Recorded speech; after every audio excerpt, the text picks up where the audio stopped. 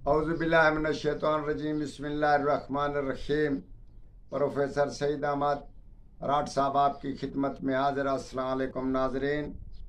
घर में नाचाकी या औरत ज़्यादा बोलती है या मर्द ज़्यादा बोलता है या माँ बाप कुछ थोड़ी थोड़ी बात पे चिड़चिड़ापन घर में, या अफसर है, आप नौकरी पे मुलाजिम है, तो इसी सूरत में आपकी नाइतफाकी या अगले की बुड़बड़ाहट बंद करने के वास्ते उसको भी ज़बान बंदी का अमल बोलते हैं।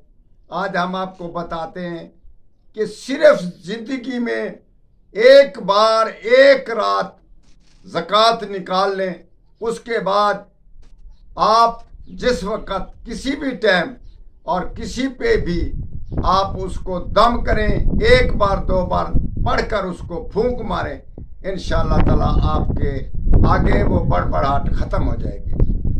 बहुत ही फ़ायदेमंद है। औरत मर्द पे कर सकती है, मर्द औरत पे कर सकता है, बच्चे माँ बाप के ऊपर कर सकते हैं, माँ बाप बच्चों पे कर सकता है, नौकर मुलाजिम पे कर सकता है। तो इसी तरह ये बहुत ही फ़ायदेमंद हम आपको चीज़ बता रहे हैं और आप समझ गए होंगे कि हमने क्या बताया है। बहुत ही फ़ायदेमंद है।